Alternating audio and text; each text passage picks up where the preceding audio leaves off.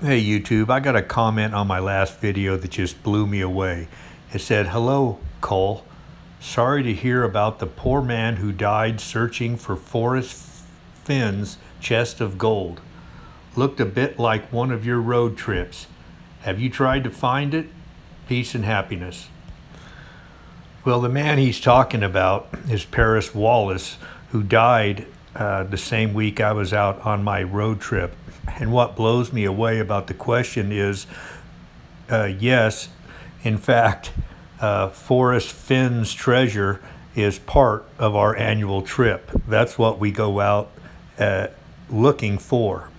Some of you may be very well aware of Forrest Fenn and his poem and his hidden treasure, and some of you may not. So for those of you that don't know, Forrest Fenn is an 80-something-year-old multi-millionaire, self-taught archaeologist, former military pilot, and a collector of cool things. And he loves the outdoors.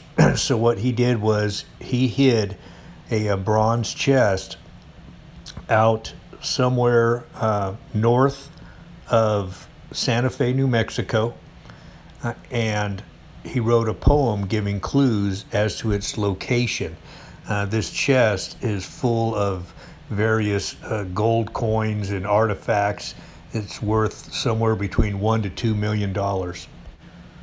The whole premise of him hiding his treasure chest and writing a poem with clues in it was to motivate people to get outdoors and experience the nature. And his poem goes as follows: "As I have gone alone in there, and with my treasures bold, I can keep my secret where, and hint of riches, new and old."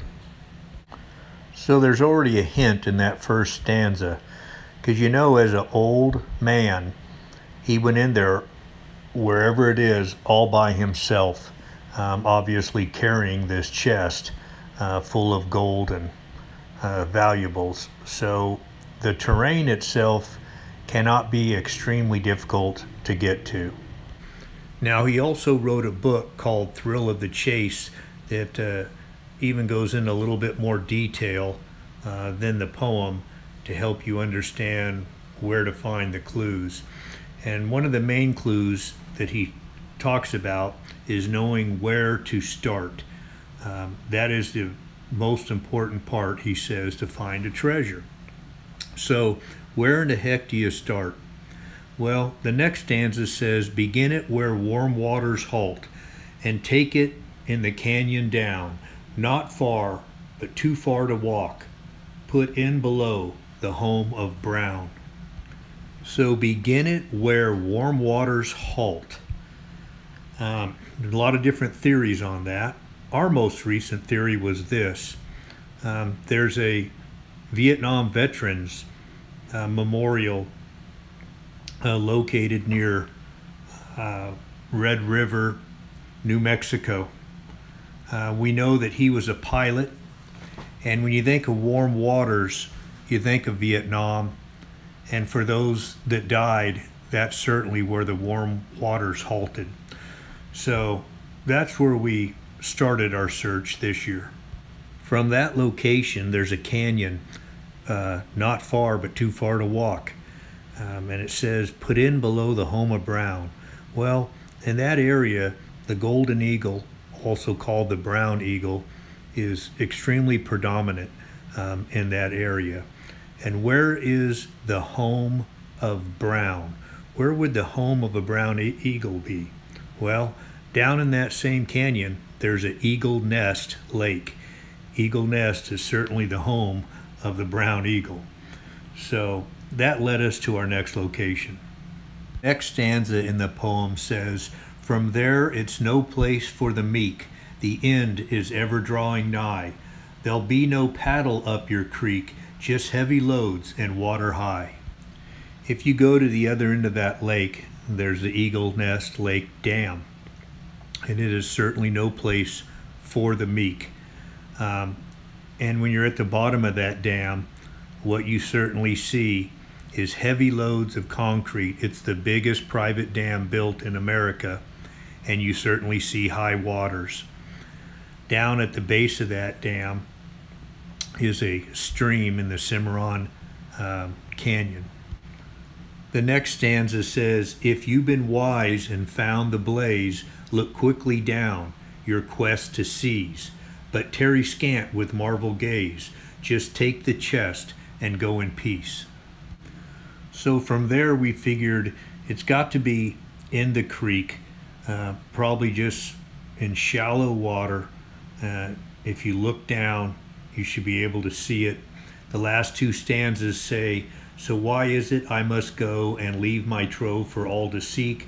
The answers I already know. I've done it tired, and now I'm weak." So he just wants to do it so others can experience what he's done for decades and decades throughout his life.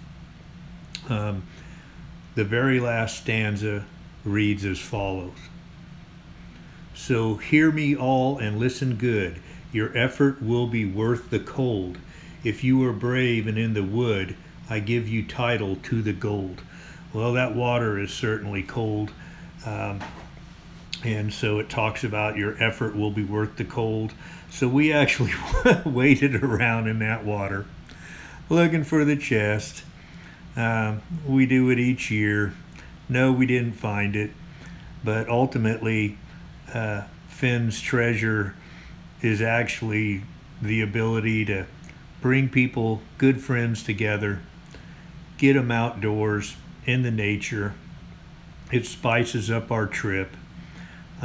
Unfortunately, this is the gorge, the same gorge that the person passed away in. We were at it last year. So Paris Wallace, God rest his soul. And now the rumor has it that Forrest Fenn is being pressured to let people know where his treasure is so they'll stop searching, because this is the second person that's died looking for it. I hope he never tells until it's found, personally, because although me and my buddies would get together every year and go on a ride anyway, it sure is fun to throw a little treasure hunting in along the way. Hope you all found this interesting. Now go read the poem and figure it out yourself. Give me a gold coin when you find it. Adios, YouTube.